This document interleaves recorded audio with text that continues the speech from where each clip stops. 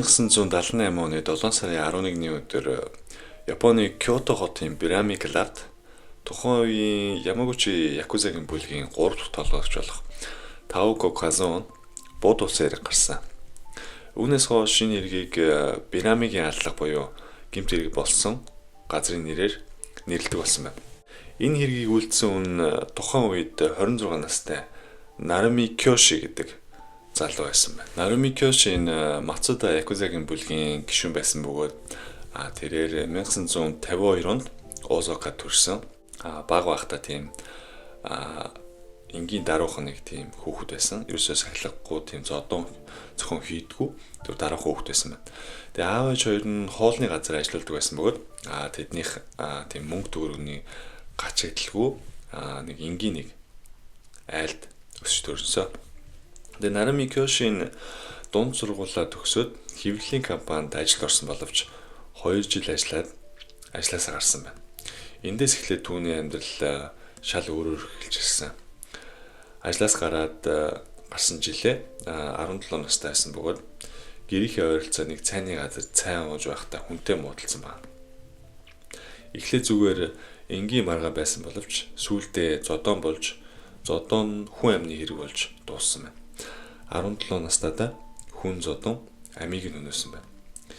Ингээд 2 жил орчим хүүхдийн шоронд хоригдоод тэндээсээ гарч ирээд шууд Якузагийн бүлэгт хэлсэн. Якузагийн бүлэгт хэлсэд нуруунд дээрээ Тэнгэрийн элчийн шивэсийг хийлгэсэн байна. Тэгэд энэ шивэс нь болохоор түүний тийм таних тэмдэг, түүнийг илэрхийлэх нэг тэмдэг нь болсон байна.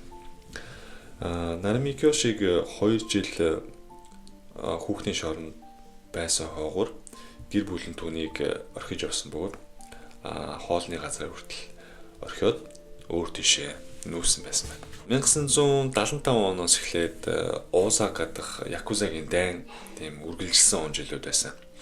Энэ дайн Ямагучи бүлэг, Сасаки бүлгийн эсрэг Наруми Кёшигийн байсан Мацуда бүлгийн хоорондох тийм дайн өрнөж байсан байна. 1976 оны 10 сард Наруми Кёшигийн байсан Мацуда бүлгийн толгойлогч Осакагийн Нихонбашигийн зам дээр явж байгаа буудуулан амь насаа алдсан хэрэг гарсан. Энэ хэргийг Сасакигийн Якузагийн бүлэг үйлдсэн тогтоогдсон бөгөөд үүнээс хойш Наруми Кёшин толгойлогчийнхоо өшөөг авахын тулд Ямагучи бүлгийн толгойлогч Таоко Казоог алах төлөвлөгөө тийм боловсруулж эхэлсэн байна. Таоко Казогийн талаар бүхнийг судалж эхэлсэн бөгөөд очсон газар болгон уулздаг хүн болгон нэг тийм алсаас ажиглаад судалж эхэлсэн байна. Тэгээд Таоко Казон Кётогийн Бирами клубт байнга ирдэг болохыг нь анзаарсан байна. Үүнээс хойш Наруми Кёшин буу зэвсгээ байнга биедээ авч явж Бирами клуб руу үргэлж явдаг болсон байна. Таоко Казог ерөөсөө байнга эрхийг хүлээж байнга шахуу очдог болсон байна. Тэгээд ингээд 1978 оны 7 сарын 11-ний өдөр Ямагучи Якузагийн бүлгийн толгойлогч Таоко Казон Бирамигийн клубд ирснийг Наруми Кёши мэдээд гэмт хэргийг үлдэхээр Бирами клуб руу шууд явсан. Тухайн үед Накажима гэдэг кино зураглаачийн зураг авалтанд дуусаад Ямагучи бүлгийн толгойлогч Таоко Казото зог баяраа тэмдэглэхээр ирсэн байсан. Иймэрхүү ийм соёл урлагийн хүн болон Якузагийн хоорондох холбоо хамаарлан тухайн үед энгийн нэг үзэгдэл мэт байсан байна. Бирами клуб дахь бүжгийн шоу дуусч Наруми Кёшин Таоко Казо толгойлогч буугаа чиглүүлэн хэд хэд удаа буудсан. Таоко Казогийн хүзүүгийн нунуу суман нэвт гарсан байна. Тэрнээс гадна энгийн тийм 2 иргэн суман дуртаж амнасаа алдсан. Наруми Кёшин буудаад хэргийн газраас шууд зогтсон. Зогтох явцдаа 5 удаа таксинд сууж уул мөрөө алга болгосон байна. Гэвч түүнийг алах ёстой байсан гол хүн болох Ямагучи бүлгийн толгойлогч Таоко Казон үхээгүй бөгөөд 1 сар эмнэлэгт хэвтээд эмнэлгээс гарсан байна. Тэгээ түүний өшөө авах төлөвлөгөө нь бүтлгүүцсэн. Бирами Клавд гэмт хэргийн уул мөр түүний үлдээсэн шил зэрэгээс нь цагдаа нар Нарами Кёши одоо гэмт хэргийг үйлдсэн гэдгийг тогтоосон байна. Тэгээ үүнээс хойш цагдаа нар болон Ямагучи мэдээж Якузагийн бүлэг бүгд тэрнийг хайж эхэлсэн. Тэрнээс гадна Нарами Кёшигийн Якузагийн бүлэг болох Мацуда Якузагийн бүлэг рүү Ямагучийн бүлэг ерөөсөй байн одоо хүмүүс рүү байн дайрах болсон.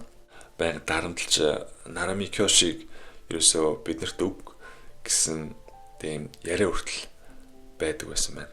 Тэгэд энэ дайнаас болж Мацуда бүлгийн 7 хүн амнасаа алдсан байна. Якузагийн ертөнцид Бирамигийн одоо Бирами Клабын аллагаас өөр маш олон гэмт хэрэг байдаг ч энэ хэрэг нь тухайн үеийн Якузагийн ертөнцийг донсгосон хэрэг болсон. Учир нь Ямагучи бүлэг нь тухайн үедээ бүлгийн гишүүн 10,000 орчим бүлгийн гишүүнтэй Японы хамгийн том Якузагийн бүлэг байсан. Бирамигийн хэрэг болсноос хойш 2 сарын дараа Нарами Кёшигийн цогц нь уулнаас олдсон. Түүнийг битүү скотчдод хүн танихын аргагүй болтол нь яргалсан байсан байна.